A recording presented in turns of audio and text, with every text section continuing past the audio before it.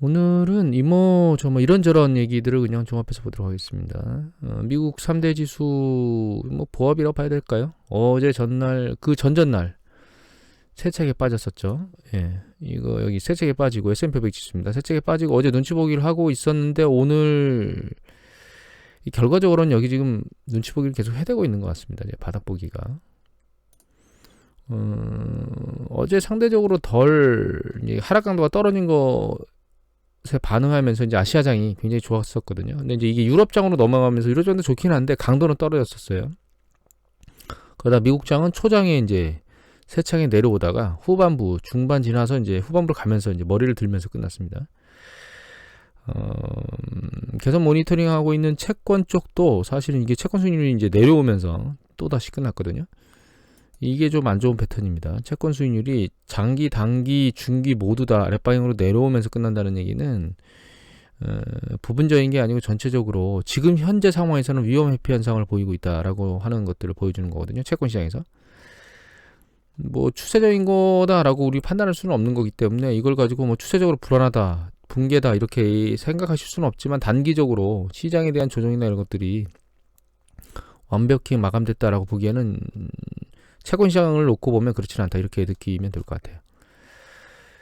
제가 이제 어제 댓글에 눈치 보기가 아닌 것 같다 이렇게 쓰신 분이 있으십니다. 그 의견도 뭐 1년 동의할 만하고요. 왜냐면 상당히 많이 내려왔으니까 계속 조정받으면 내려왔으니까. 근데 제가 1년에 지금 계속 눈치를 보기를 하고 있다라고 말씀드리는 가장 주된 이유는 이 지금 나스닥이거든요.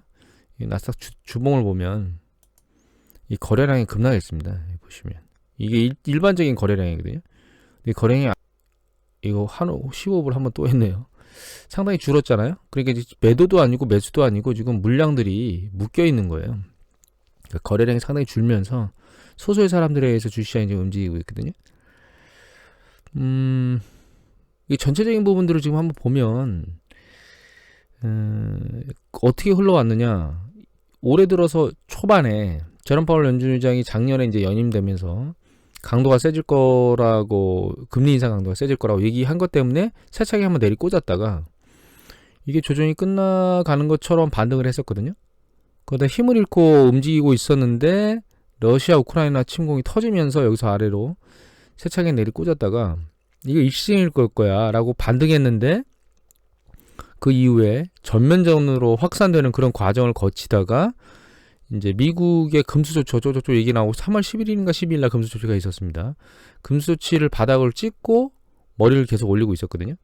근데 3월 말 상하이 봉쇄 조치가 떨어지면서 그 뒤로 이제 된탕 계속 여러 가지 영향에 의해서 추세가 아래쪽으로 계속 내려오고 있습니다. 이제 그 뒤에 인플레이션 얘기도 나오고 미국의 인플레이션 상승률이 그나마 좀 둔화될 것 같다라고 얘기했던 게 상대적으로 그렇지 않은 쪽으로 지표가 나오고 그 다음에 최근 들어서 제롬 파월 연준 의장이 계속적으로 금리 인상에 대한 속도 부분이 좀 강화될 것 같다. 물론 0.75 얘기는 아직까지는 테이블에 없다고 얘기하고 있지만 그런 얘기가 쏟아져 나오고 있고 최근 들어서는 이제 버냉키 전 의장이 나와가지고 스태그플레이션 얘기를 하고 거기에 제닛 옐런 재무장관까지 나와가지고 스태그플레이션 얘기를 하니까 시장이 세차게 요동을 치고 있거든요. 결과적으로 이제 전체를 놓고 보면 딱 두 가지죠. 세 가지여야 되겠네요. 뭐 하나는 기준 금리 인상 부분. 근데 이제 그게 인플레이션 압력에 의한 거니까 사실은 서로 맞물려 있는 건데 그렇게 두 가지. 하나는 이제 우리가 전혀 예측하지 못하고 있었던 러시아의 우크라이나 침공이 이게 싸잡아서 움직이면서 주식시장을 이렇게 요동치게 하고 있다라고 정리를 하면 됩니다. 단순하게 딱 정리를 해보면. 그런데 이게 이 세차게 붕괴되지를 않고 눈치 보기를 열심히 해대고 있느냐. 그 이유는 아주 단순한데요. 이건 이미 설명을 여러분들한테 드렸는데 경기 확장 초반부에서는 경제의 체력이 좋지 않기 때문에 시장이 흔들리면 그거를 중앙은행에서 떠받치는 행위를 반복하는 거고 경기 사이클이 일정 수준 지나서 경제가 잘 돌기 시작하면 그때는 출구 전략을 하면서 경제에서 그 링거를 꼽아놨던 걸 뽑고 오히려 추가 대전 자금을 뽑아 나가는에도 불구하고 주식시장이 그러니까 흔들리면서 추세가 아래로 붕괴되는 게 아니고 바닥을 다지고 올라가는 이제 그 반복 행위를 하는 주된 이유는 경제가 받쳐주기 때문이거든요. 실제로 경제 돌아가기 때문이라는 거예요. 근데 지금 경제 지표로 보면 중국 뭐 난리를 치고 있는 중국 강제로 봉쇄하거나 이런 행위를 하고 있는 중국 이외에 다른 지역의 영역은 아직까지 경제가 수축 국면으로 들어갔다라고 볼 만한 조짐이 없기 때문입니다. 이게 지금 버티고 있는 가장 주된 이유는 또 하나는 트리거가 아직 없어요. 통상적으로 경기 사이클 정점에서 트리거가 발생하는 것들이 있거든요. 주로 이제 그 트리거는 어디서 발생하냐면 주로 신용 팽창과 관련된 데서 발생하는데 아직까지는 금리 인상, 금리의 그 정도가 올라와 있는 정도가 상당히 높지 않은 데다가 두 번째로는 이 코로나 팬데믹 이전에 상당히 지난번에 제가 어제도 기사를 한번 잠깐 보여드렸죠. 기업들이 상당히 많은 현금을 보유하고 있다고 그런 부분들이 이미 있습니다. 이제 코로나 팬데믹이나 이런 거 터지면서 저금 내 자금을 잔뜩 땡겨놓은 그런 부분도 있고요. 또 한 가지는 아직 그 연체율이나 이런 것들이 안 올라가고 있기 때문에 결과적으로는 은행에서 대출이나 이런 부분에 대해서 옥죄는 행위를 안 하고 있거든요. 근데 이제 그런 쪽에서 주로 신용 쪽에서 트리거가 발생하는데 지금 좀 전에 말씀드렸던 그런 이슈들 때문에 상황들 때문에 트리거가 아직은 수면 위로 올라와 있거나 꼬투리가 보이지는 않는 상황입니다. 그래서 지금 현재 이전에 말씀드렸던 기준금리 인상, 인플레이션 압력, 그다음에 우크라이나 러시아 침공 이 부분 이게 서로 이제 떨어져 있는 건 아니고 다 맞물려 있는데 하나 더 하면 이제 중국의 제로 코로나 정책이죠. 이런 부분들이 트리거로 작동할 만한 그런 이슈는 아니고 짓누르는 이슈다라고 하는 부분들 때문에 얘가 지금 버티고 있는 거라고 보고 있고 또 한 가지는 우리가 여기서 지금 계속 짓눌리고 있는 이런 심리적 불안감이 지금 현재 현상으로 드러나는 게 아니고 가능성이라고 하는 거예요. 스태그플레이션도 역시 가능성이고 다 가능성이거든요. 지금 현재 경기 수축도 가능성이고 근데 그 가능성이 현실화되는 게 눈으로 보이면 주식시장은 세차게 내려꽂을 수 있다는 생각을 하셔야 됩니다. 그게 이제 PMI 지수가 가장 근접적으로 나타날 수 있는 지표거든요. 그래서 다음 주에 이제 PMI 지수가 나오면 이 PMI 지수가 어떻게 발표가 되느냐에 따라서 주식시장이 물론 반등의 강도는 반등한다 하더라도 이 PMI 지수가 극단적으로 좋게 나오지 않는 이상 세차게 반등할 수가 없을 겁니다. 다만 이 정도, 예측 정도나 이런 정도보다 이 정도 선을 유지하거나 이거보다 살짝 좋게 나오면 하락 강도는 멈추는 상황을 보이지 않을까 이런 생각을 현재는 하고 있습니다. 결과적으로 주식이 위쪽으로 반등을 해서 올라가려면 점진적으로 향후에 발표되는 경제지표와 실물 경제에 관련된 뭐 예를 들면 소비라든가 주요가 이제 미국 같은 경우는 소비 지표겠네요. 그 다음에 인플레이션 지표, 그 다음에 생산이나 이런 기업 측에서 하는 그런 지표들, 출하 이런 것들이 점진적으로 회복되는 과정을 거치는 그런 지표들이 보여야만 얘가 바닥을 찍고 위로 머리를 드는 그런 패턴을 보일 거라고 생각을 하고 있습니다. 아직은 그 경계선에 지금 있는 거죠.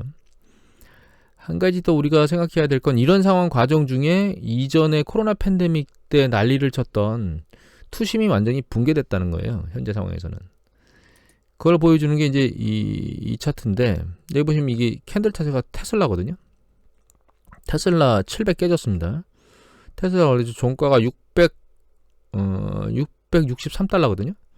이게 1200달러가 넘었었습니다. 그게 660이니까 반토막 난 거죠. 고점에 대비. 항상 계속 지난번에 한번 말씀드렸죠. 테슬라가 극단적이었다고. 어떤 사람은 1000달러, 1200달러 올라갔다가 1000달러 언저리 왔다 갔다 할 때 어떤 사람은 1500달러를 외치는 사람이 있고 어떤 사람은 300달러 중반대를 외치는 사람이 있다고 얘기를 드렸었는데 이제 가치가 정상적으로 평가되는 과정에 있다고 보고 있습니다. 테슬라는. 그리고 여기 보시는 이 고동색, 빨간색 이 차트는 이게 AMC입니다. 옛날에 밈 주식 있죠. 극장 주식. 난리쳤다가 이것은 난리쳤다가 붕괴됐다가 다시 한번 들렸다가 지금 깨지는 현상을 보이고 있고 요 밑에 있는 게 이제 줌하고 ARKK 그러니까 그 나무 언니 그 펀드거든요. 아크 펀드. 잘 안 보이니까 이거 잘 보기 위해서 축을 하나 좀 바꿀게요. 이 주식을 하나 바꾸면 잘 보이죠? 보시면 이게 파란 게 이게 줌입니다. 줌. 이 검은 게 아크 펀드거든요. 그러니까 이 지금 말씀드리는 요 주식들이 대표적으로 그 버블이 아주 잔뜩 낀 그러니까 미래에 대한 그냥 기대치를 너무 과도하게 반영한 코로나 팬데믹 이후에 모멘텀이 아주 극단적이었던 주식들입니다. 다 깨지고 있죠. 그나마 이제 마지막 남은 게 지금 사실 테슬라입니다. 그래서 정리해 보면 코로나 팬데믹 이후에 만들어졌던 돈잔치나 어떤 상황의 변화 이런 것들이 만들어냈던 모멘텀들이 지금 현재 다 깨지고 있기 때문에 반등 강도가 그렇게 셀 것이다라고 하는 부분에 대해서는 일정 부분은 기대치를 낮춰야 될 것 같고요. 아마존도 상당히 많이 깨졌습니다. 아마존 같은 경우에는 코로나 터지기 이전 수준까지 떨어진 것 같거든요. 그래서 한 가지 더 생각해 봐야 될 건 이제 이게 나스닥 지수인데 예전에 IT 버블 붕괴 때하고 지금하고 상황을 보면 굉장히 비슷한 면이 없지 않아 있어요. 왜냐하면 80년대 이렇게 더 보이나? 이게 더 가진 않네요. 여기까지네요. 80년대는 이렇게 옆으로 개걸음을 쳤거든요. 그러다 이제 90년대 들어서면서 추세적으로 계속 올라갔습니다. 얘가 옆으로 이제 움직이는 부분을 멈추고 그래서 거의 한 10년 가까이 올라갔죠. 그리고 세차게 붕괴된 다음에 반등을 했는데 반등 강도가 이전 강도보다 훨씬 더 낮죠. 지금이 보시면 2000년대 초반 2000년대 초반이 아니고 2009년 초반부터 이것도 거의 10년 넘게 올랐었죠. 나스닥이 계속 추세적으로 조정 없이 큰 조정 없이 그게 좀 붕괴되고 있거든요. 이게 붕괴되면 향후에 나스닥을 이런 형태의 모습으로 세차게 붕괴되고 여기서 다시 반등이 약해서 전고점을 돌파하지 못하는 이런 형태로 봐야 될 것이냐라고 하는 부분에 대해서 생각을 좀 해봐야 되는데 저는 이런 형태는 아닐 것 같습니다. 형태는 아니고 조정받은 이후에 반등을 해서 전고점 수준까지는 다시 올라갈 수 있는 여력은 가지고 있다. 이렇게는 보고 있는데요. 그 가장 주된 이유는 이 나스닥 100을 보면 여기 보면 나스닥 100 그 시가총액 비중대로 나열된 거거든요. 여기 보면 애플, 마이크로소프트, 아마존, 테슬라, 알파벳, 이 구글이죠. 그다음에 페이스북, 엔비디아 이렇게 쭉 돼 있는데 이런 기업들이 소멸될 기업은 여기는 없습니다. 예전에 IT 버블 때는 소멸된 기업도 굉장히 많아요. 시총이 큰 기업 중에 아예 주식시장에서 사라져버린 기업 자체가 소멸돼버린 기업들도 많거든요. 근데 이제 이들 중 기업 중에선 소멸될 기업이기보다는 앞으로 계속 그 필요성 혹은 존재성이 높은 기업들이 대부분입니다, 사실은. 그리고 현재 실제로 현상적으로 이익을 잘 내고 있고 기업이 잘 경영되고 있는 기업들이에요. 다만 여기서 마음에 걸리는 곳이 이 테슬라입니다. 테슬라 같은 경우에는 시총 때문에 마음이 걸리는 거거든요. 그래서 이걸 보면 여기 시가총액이 여기 보시면 여기 있습니다. 7위. 지금은 상당히 많이 내려온 거예요. 지금 테슬라가. 예전에는 이 테슬라가 시총이 거의 3위까지도 올라갔었습니다. 상당히 이제 레벨이 높을 때, 그 가격이 높을 때. 근데 지금 시총이 많이 줄었기 때문에 결과적으로는 이 기업체나 이런 부분들이 소멸되지 않는다는 관점에서 놓고 보면 이 나스닥은 이런 형태의 움직임, 과거에 코로나 IT 버블 붕괴 때 이후에 그 글로벌 금융위 직전까지 제대로 반등하지 못한 이런 패턴보다는 제가 여기 빨간색 그 S&P 500 지수를 넣었습니다. 이 S&P 500 지수와 같은 패턴을 볼 것이라고 생각하고 있습니다. 조정을 받되 이 S&P 500 지수도 보시면 나스닥하고 똑같이 90년대 계속 추세적으로 올라왔거든요. 반등해서 이제 전고점 수준까지는 다시 다음번 경기 사이클 국면에서는 올라갈 수 있는 이런 수준으로 움직이지 않을까 이렇게 생각을 하고 있습니다. 그리고 한 가지 더 첨언을 드리면 이제 상당 부분 주식시장이 굉장히 많이 올라왔기 때문에 지금 경기 수축이 된다는 건 아니고요. 요번 확장 국면이 끝나고 다음번 경기 주식이 조정받은 이후에 다음번 경기 확장 국면이 되면 추세를 이렇게 돌파해서 위로 올라가는 장기적으로 이런 패턴을 보이기보다는 이 박스권으로 옆으로 움직이는 이런 패턴을 보일 것이다 이렇게 판단을 하고 있습니다. 그 다음에 잠깐 다른 것들을 좀 보면 이거는 미국의 천연가스 그러니까 투기성 채권, 투기성 그 옵션 포지션이라고 보시면 되거든요. 이게 밑으로 내려가면 풋옵션이 많다는 뜻입니다. 그러니까 매도 물량이 많다는 뜻이거든요. 위로 나오면 콜이 많다는 뜻이기 때문에 사겠다. 그러니까 가격이 상승에 베팅하는 건 밑에는 하락에 베팅하는 건데 여기 보시면 충분히 하락에 베팅하고 나서 여기 보시면 일정 부분 그 이상 강도가 증가하지는 않고 있어요. 이거는 이건 S&P 500 지수거든요.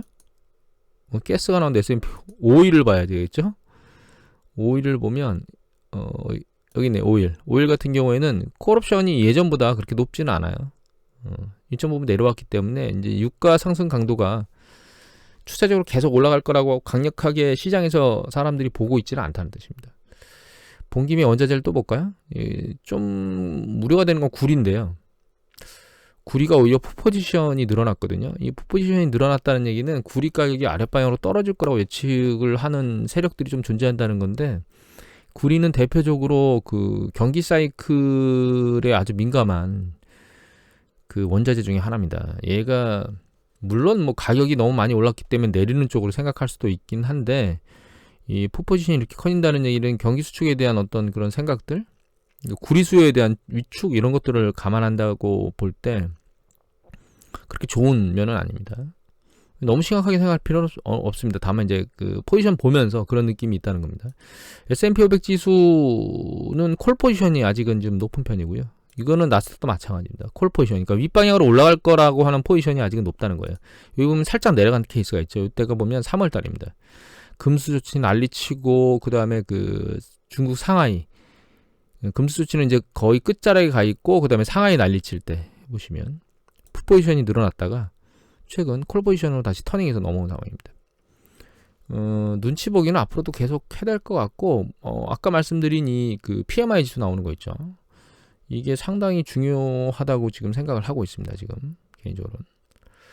그리고 미국 주택 쪽이 정점을 치고 있다라는 얘기들은 이제 계속 드렸죠, 제가. 이 미국 질러홈 밸류 인덱스인데, 이거 가격 지수 중에 하나입니다. 뭐 그 케이스 실러 인덱스도 있고 비슷하다고 생각하시면 됩니다. 가격이 아직은 꺾이지를 않고 있고요. 실질 가치를 적용한 걸 보면 예전에 이제 글로벌 금융위기 이전에 있던 정점 수준을 넘어서 올라간 수준입니다. 이게 높다고 볼 수는 없어요. 왜냐하면 그 우리가 주택 가격은 인플레이션을 적용해 보면 항상 우상향하는 패턴을 보이거든요, 장기적으로. 그래서 이게 지금 고평가돼 있다, 그러니까 상당히 너무 비싸다라고 하는 논점으로 접근하기보다는 일정 수준 많이 추세적으로 올라왔다, 이 정도만 접근하시면 됩니다. 이거를 계속 보는 이유는 이 가격이 꺾이면 미국은 마진콜이라고 하는 게 있거든요. 그 미국은 그 우리나라 같은 경우는 주택담보대출을 받으면 추가 대출이 안 되는데, 미국 같은 경우는 주택담보대출을 받고도 나머지 남아있는 그 담보 여력을 가지고 소비 대출을 합니다. 그러니까 마이너스 대출 같은 건 그런 것들을 해줘가지고 소비나 투자에 활용하도록 할 수 있거든요. 근데 이제 주택가격이 하락하게 되면 그 활용도가 줄어들거나, 그거를 맥스로 쓰고 있는 사람들 같은 경우에는 돈을 추가로 메꾸라고 하는 마진콜이 좀 세게 들어오겠죠. 주택가격이 떨어지는 강도만큼 들어올 거니까. 그래서 이제 그런 부분들이 영향을 받을 수 있기 때문에, 그리고 우리가 예측하지 못했던 예전에 CDO, 그러니까 서브프라임 모기지가 금융 상품화 돼서 그게 이제 금융시장을 요동치게 만들었던 CDO와 같은 현상들이 발생할 수 있기 때문에, 물론 뭐 얘가 당장 꺾인다고 해서 바로 발생하지는 않을 겁니다. 추세적으로 일정 부분 지나야 되고, 미국 같은 경우에 2006년도 중반쯤부터 주택가격이 꺾이기 시작했는데, 실제로 그때 서브프라임 모기지 관련된 CDO가 문제를 일으킨 건 2007년도 들어오면서부터니까 수개월 동안에 좀 격차들이 좀 존재하거든요. 아직까지는 미국 주택시장이 정점을 치는 언저리에 가 있긴 하지만, 뭐 주택가격으로 큰 문제를 야기할 만한 부분은 없다, 이렇게 이해를 하시면 될 것 같아요. 이거는 소비 영역도 마찬가지인 것 같다, 이렇게 생각을 하면 됩니다.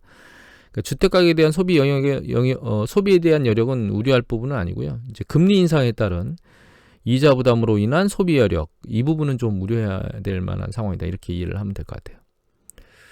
그 다음에 최근 좀 안 좋은 이슈 중에 또 하나가, 이건 팩셋이거든요. 미국 팩셋에서 나온 내용인데, 여기 보시면 네거티브 프라이스 리액션, 그러니까 이게 그 부정적인 주가 움직임이 발생하고 있습니다.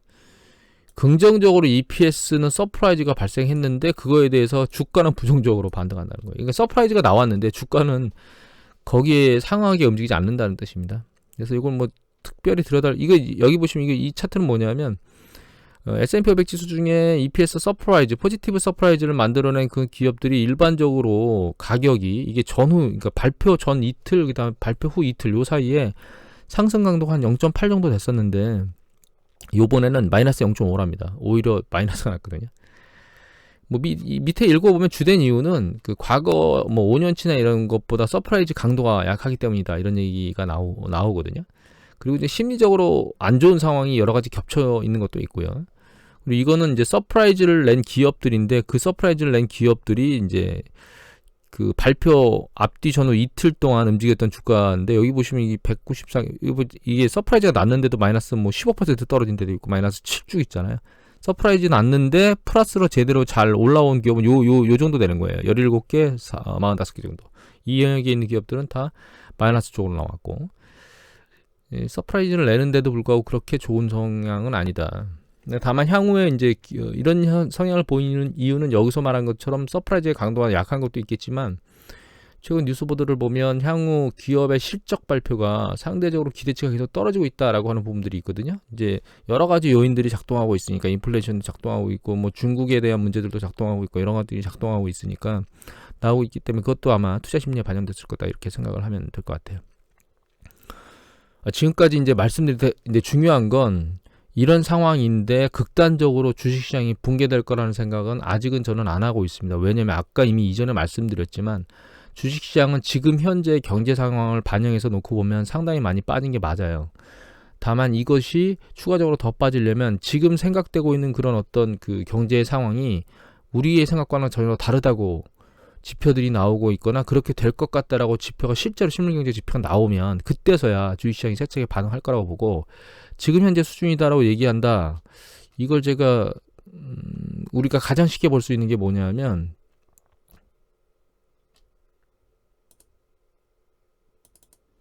그 지표가 이겁니다. 애틀란타 엔준의 GDP 나우, 이게 이제 매번 발표되는 경제 지표에 따라서 그 해당 분기에, 이거 지금 2022년 2분기거든요. 2분기에 미국의 경제 성장률, 실질 경제 성장률을 보여주는 거거든요. GDP.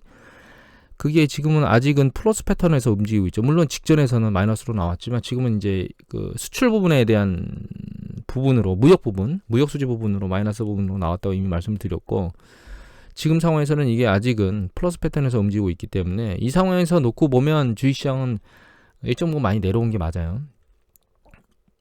그렇기 때문에 그 극단적으로 상황 전체적인 부분이 긍정적인 부분이 아니라고 해서 완전히 야 이거 쪽망하냐? 폭망하냐? 이렇게 생각할 필요는 없다라는 얘기를 드리는 겁니다.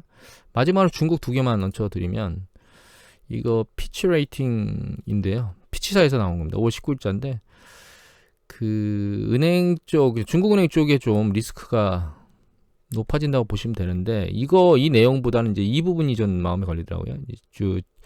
중국의 그 대출 성장률이 있는데, 이 성장률이에요. 그러니까 이게 성장률이 떨어졌다는 얘기는 그 성장률, 돈을 꿔가는 강도가 줄어들었다라는 얘기거든요. 근데 이 돈을 꿔가는 강도가 줄어드는 게 그렇게 좋은 건 아니죠. 일정 수준을 유지하는 건 좋은데, 이게 극단적으로 쫙 밑으로 내려와 주는 건 좋지 않은 패턴입니다. 이 신용 팽창이 강도가 떨어졌다는 뜻이거든요. 여기 보면 이제 부분별로 나오면, 여기 이제 주거와 관련된 것, 주택담보대출이죠. 최근에 꺾이다가 약간 들리고 있습니다. 중국 정부가 부동산이 난리를 치고 경기가 난리를 치니까 부동산 부분 대출 좀 풀어주고 있는 것 같고, 가계 운용자금, 그러니까 그 소비자 가계 운용자금들은 계속 줄어들고 있고요. 소비론도 줄고 있어요. 전체적으로 하우스홀드, 그러니까 가계 대출이 계속 그 증가 강도가 떨어지고 있습니다. 전년 동기 대비 이제 그 증감률 강도가. 그래서 신용 팽창 강도가 조금씩 중국이 줄어들고 있는 것 같은 느낌이 들거든요. 이거는 일정 수준을 유지하면 좋은데, 물론 뭐 강도가 세지면 더 좋죠. 근데 이거 줄어들고 있다는 얘기는 그만큼 좋지는 않다는 뜻입니다. 그리고 이 뉴시시스 기사, 이재준 기자께서 올리신 5월 20일자 기자 보면, 이제 골드만삭스가 우리 올 초에서 작년 하반기부터 올 초까지 중국의 그 부동산 업체 관련된 디폴트 회사채 얘기들이 계속 나왔었는데, 그게 이제 수면화로 내려가 있다가 하이드 채권 쪽에, 중국 부동산 사의 하이드 채권 쪽이 이제 디폴트 날 거다라고 하는 보도가 다시 올라왔습니다. 이 부분은 뭐 언제든지 터질 수 있는 부분이고, 이거가 감당이 될 거라고 지금 이미 이전부터 예측이 됐었기 때문에 큰 문제는 아니긴 하지만, 중국 쪽에 그 신용 팽창 쪽에 약간 문제가 있는 부분이 없지 않아 있다라고 하는 부분은 우리가 감안을 해야 된다라는 생각 때문에 이걸 올렸고요. 이런 것들 때문에 지금 리커창이 수면 위로 다시 얘기가 되어 있고, 한동안 우리 리커창 얘기를 못 들었었거든요. 그런데 이제 리커창 얘기가 수면 위로 다시 올라왔고, 시진핑 얘기가 리커창 얘기를 다 덮었는데, 이제 반대로 지금 약간 움직이는 조짐이 있어서 중국이 경제를 무엇인가 빨리 떠받치려고 애를 써대려고 발버둥을 치고 있는 것 같긴 하다. 이렇게 생각이 들고 있습니다. 그게 이제 향후에 어떻게 작동할지, 그리고 경제적으로 어떻게, 그러니까 그 정책적으로 어떻게 계속 표현될지는 좀 봐야 될 것 같고요. 다만 이제 우려가 되는 거는 이미 한번 말씀드리긴 했는데, 오미크론 상황이 완전히 끝난 건 아니잖아요. 중국이 제로 코로나를 계속 하고 있기 때문에 언제 또 다시 오미크론이 터질지 모르는데, 베이징 사례를 제가 말씀드리긴 했지만, 베이징, 상하이는 그냥 가만히 두고 있다가 완전히 확산된 다음에 난리를 쳤고, 좀 지켜보자 이러다가 베이징은 화들짝 놀래가지고 이제 터지자마자 막 옥죄는 상황을 옥죄는 액션을 취했는데, 베이징 상황이 좀 잘 무마가 된다면 향후에도 그렇게 잘 될 수 있겠다라고 하는 어떤 기대감 생길 수 있을 것 같습니다. 오늘은 이것저것 다 들여다보면서 정신없이 얘기를 드렸는데요. 아주 간단하게 정리하면 결과적으로는 시장에서 크게 보면 한 가지 문제 때문에 난리를 치고 있다는 거죠. 인플레이션 때문에. 모든 일들이 다 인플레이션 때문에 난리를 치고 있는 거고, 중국 같은 경우에는 중국 자체가 그렇게 제로 코로나를 하면서 경제 성장에 대한 압박, 그러니까 글로벌 경제 성장 전체에 대한 압박을 주고 있다는 이 두 가지 점이 있고, 그것에 대한 눈치 보기를 열심히 해대고 있고, 근데 그렇다고 해서 폭락을 하기는 어려운 게, 지금 경제 상황은 실물 경제 상황은 그렇지는 않다. 폭락까지 갈 만한 모든 것들이 다 향후에 그럴 것이라고 하는 가능성 때문에 불안정함을 가지고 있는 거기 때문에, 결과적으로 이 불안함을 해결하려면 실물 경제 지표가 긍정적으로 패턴으로 전환되는 걸 눈으로 보는 상황이 돼서야 심리적 전환이 일어날 수 있겠다라고 하는 생각을 하고 있다. 이렇게 정리하면 될 것 같습니다.